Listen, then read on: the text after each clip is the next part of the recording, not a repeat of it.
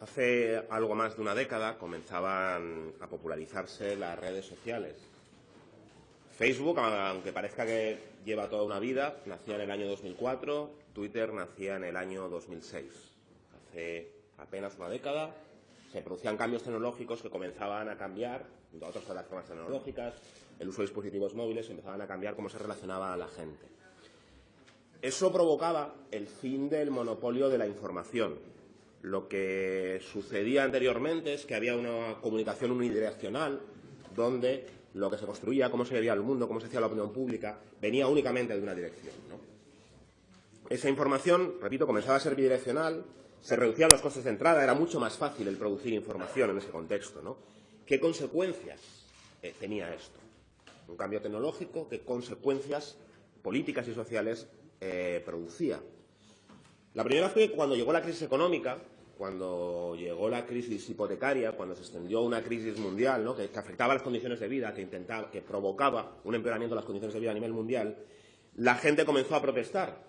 Pero esta vez no utilizaba solamente carteles o emails, sino que empezó a utilizar esas plataformas de herramientas que les ayudaban a ponerse en común, ¿no? Manuel Castells lo definía como redes de esperanza, de creación de esperanza, pero también redes de creación de rabia.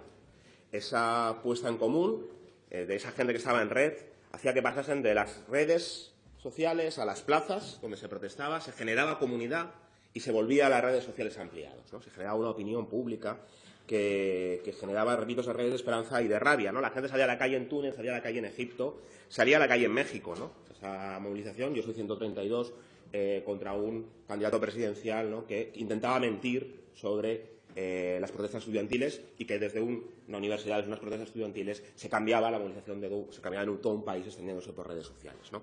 Eso llegaba a Wall Street y volvía, por supuesto, a las plazas españolas en la Puerta del Sol a raíz del movimiento 15M, ¿no?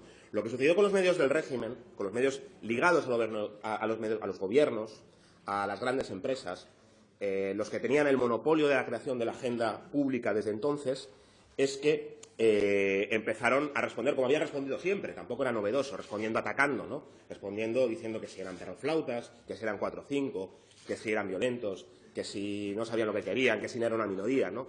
Una respuesta que llevábamos décadas viendo y que se repitió sistemáticamente en las protestas que en todo el mundo, repito, en todo el mundo se estaban produciendo. Eso históricamente había funcionado, estos medios de comunicación, claro, estaban dopados por la publicidad institucional. Algún día hablaremos del dopaje a algunos medios de comunicación en Asturias y en España, como La Razón recibía cuantiosas subvenciones del Partido Popular, y no solo para generar una opinión pública, ¿no?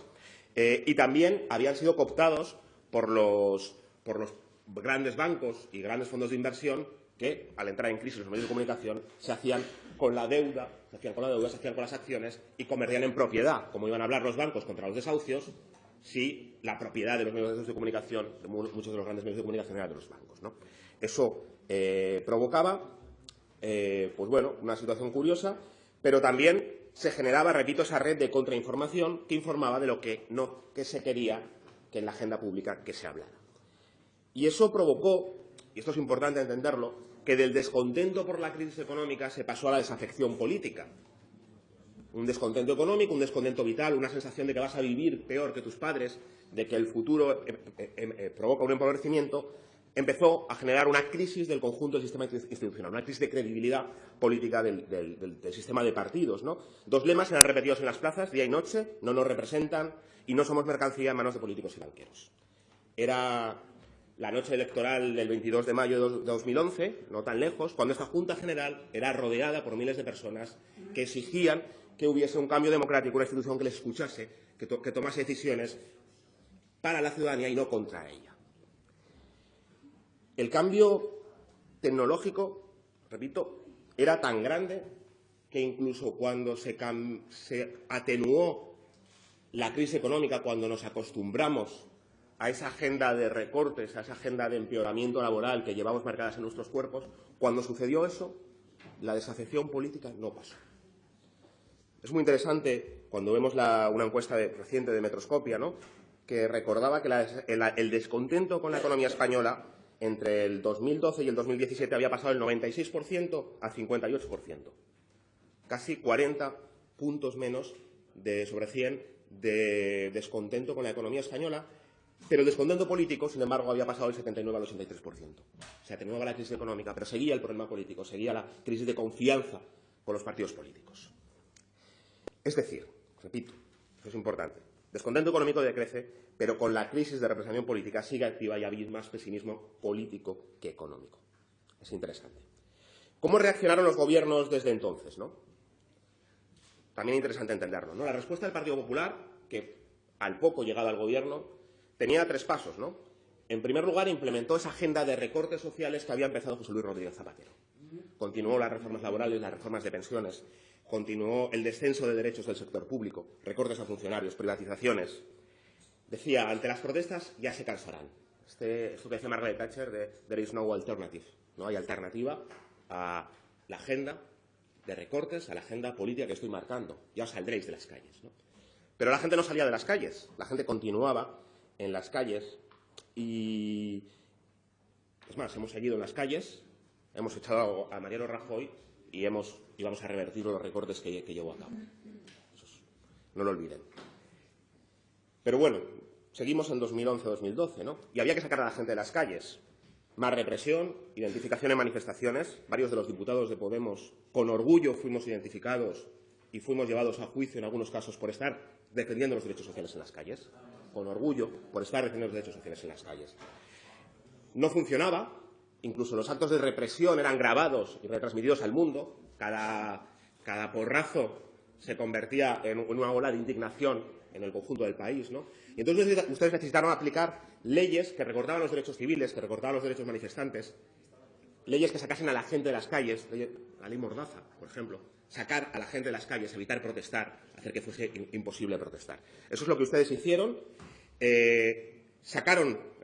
Funcionó, influyó en sacar a la gente de las calles, pero no era suficiente, había que sacar a la gente de las redes, había que sacar a la gente de Facebook, de Twitter, de opinar libremente, ¿no? Y emprendieron una cruzada, porque fue una cruzada, para perseguir a los tuiteros, para perseguir a la gente que opinaba en las redes sociales, para provocar autocensura, para que no se dijese lo que se pensaba en las redes sociales. Eso fue, digamos, como la agenda que ustedes hicieron. No se alarmen, la hicieron gobiernos de todo el mundo y de todos los colores. No es una cosa exclusiva del Partido Popular esta acción, ¿no? Lo que pasa es que la respuesta del Partido Socialista también dejó mucho que desear. Y esto es importante, porque la respuesta del Partido Socialista, cuando no hizo eso, en el mejor de los casos, hizo palabras sin hechos, preocupación sin contenido, esperar a que pasase la marea y que la gente, una vez sin marea, una vez sin presión, volviese a votar a los partidos tradicionales. Ningún cambio estructural, esperar a que vuelvan a votarse a los partidos tradicionales. Nosotros, quiero recordar lo que se decía en las calles, algunas de las cosas que se decían en esas calles, ¿no? Para esa crisis institucional, esas crisis de credibilidad, esas crisis de confianza. Se hablaba de que hubiese referéndums para consultar a la ciudadanía sobre decisiones estratégicas que tomaba el país, para revertir decisiones impopulares en pensiones, en desahucios, en materia de reformas laborales. Este Parlamento aprobó una propuesta de reforma constitucional que sigue paralizada en el Congreso de los Diputados. Este mismo Parlamento aprobamos una reforma constitucional que sigue paralizada, ¿no? Se hablaba de ILPs, de iniciativas legislativas populares, para que la gente pudiese cambiar su vida, para que no les atracasen, para que pudiese venir desde abajo. Se hablaba de una ley electoral que permitiese proporcionalidad, de la participación directa de la sociedad civil en la toma de decisiones, de una agenda anticorrupción, porque estaba el sistema podrido por la corrupción del Partido Popular, pero también del Partido Socialista. Se necesitaban medidas contra la profesionalización de la política, porque no podía estar 30 años un diputado y una diputada, porque había que limitar los mandatos. Se hablaba de la independencia de los medios de comunicación, de que los medios de comunicación fueran plurales, fueran diversos, fueran independientes. Se hablaba de la recuperación de la soberanía política, porque las decisiones las tenían que tomar aquí, no en Bruselas, no en la Troika. Se hablaba de medidas sociales y económicas de recuperación de derechos frente al control de los bancos, contra los desahucios, contra los recortes, contra las privatizaciones, ¿no? ¿Qué pasó en Asturias desde entonces? La propuesta de reforma constitucional paralizada en el Congreso. La propuesta de reforma electoral para aumentar la proporcionalidad en el sistema electoral paralizada en la Junta General. Las medidas contra la profesionalización política rechazadas cuando se han traído a debatir. La participación civil, de la sociedad civil, no está desarrollada. Hablemos de la ley de participación de Castilla-La Mancha, que ha hecho un gobierno socialista con Podemos y que tiene la paradoja de que coge la ley de iniciativas legislativas populares, paralizada también, sin aprobar, y la convierte en ley, la del Parlamento asturiano, la que presenta Podemos el año pasado, se rechaza aquí y la coge el Parlamento de Castilla-La Mancha y la tramita para aprobarla, ¿no? Esto es tremendo. Como sucedió con la ley anticorrupción, propuestas contra la corrupción. Llevamos 4 años de debate para incluir denuncias anónimas, para incluir organismos independientes de control de la corrupción que están aceptados en Europa, ¿no?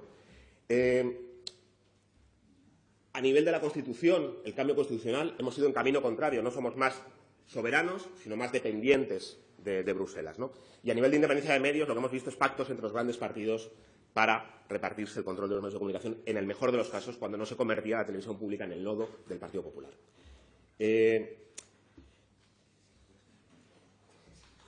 Yo me quiero preguntar si hay un nuevo marco, si hay nuevos tiempos, si hay un nuevo cambio de acción, ¿en qué se va a plasmar? ¿Qué implican los nuevos vientos de un gobierno central? ¿El Partido Socialista de Asturias va a esperar a que venga Pedro Sánchez a presentarles las iniciativas? Yo les he oído hablar muchísimo de que el asturiano estaba en su programa electoral, pero cuando ustedes han firmado acuerdos de investidura para que se reformase, por ejemplo, las ILPs, para que la gente pudiese traer iniciativas directamente al Parlamento, y eso lo incumplían, eso no les importaba tanto. Lo que hoy traemos aquí es, y voy a ser breve, lo que hoy traemos aquí son medidas que van en esa agenda democrática contra la desafección política. Es importante entender cuál es el problema que estamos intentando resolver, por qué ese problema durante los 3 años de legislatura hemos caminado en sentido contrario y por qué hemos tenido que traer medidas que permitan luchar contra esa desafección política.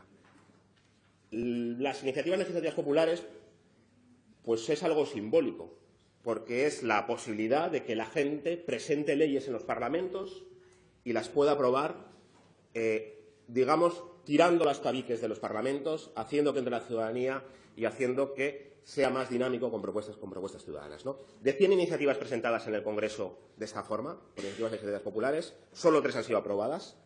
En la Junta General de 8 que han sido presentadas, solo 0 aprobadas, porque son restrictivas en plazos, en número de firmas, en mecanismo de tramitación, no pueden intervenir los promotores, no pueden sugerir comparecientes, no pueden retirar la ley si ven que el texto se desvirtúa, ¿no? La gente no puede crear leyes, solo cumplirlas. Nosotros propusimos hace un año, el 31 de marzo de 2017, una iniciativa que iba al respecto, que se rechazó, y entre los motivos que se decía para rechazarla era, por ejemplo, que en vez de crear una ley nueva había que reformar la existente. Esto se debatió en esta Cámara, se dijo, no hagamos una nueva ley, reformemos la ley de 1964, a partir de ahí trabajemos y creemos un marco de mejora en la línea consonante con lo que los programas electorales de algunos de los partidos de esta Cámara planteaban, en la línea de los acuerdos de investidura que algunos partidos de esta Cámara planteaban, ¿no? Nosotros proponemos que haya asesoramiento jurídico de la Junta de los Promotores, que haya 6 meses de recogida de firmas, que se recojan solo 5.000 en vez de 10.000, que puedan participar los mayores de 16 años. Si eres mayor para trabajar, eres mayor para poder decidir y participar en la vida política, por supuesto, que haya información en la web de la Junta, que vaya entre los 5 plenos siguientes, desde que se presenta la iniciativa, que pueda ser debatida en el Parlamento, porque las tramitaciones han durado hasta 10 años de tramitación por una iniciativa ciudadana, lo cual es una absoluta vergüenza, que se pueda intervenir quien propone la iniciativa, que se pueda defender, que pueda proponer comparecientes, que pueda enmendar y retirar la iniciativa si se desvirtúa, ¿no? En definitiva, permitir que la gente pueda llevar las riendas de la propia legislación, que se pueda ayudar a tirar esos tabiques en el Parlamento y que se pueda avanzar en ese sentido.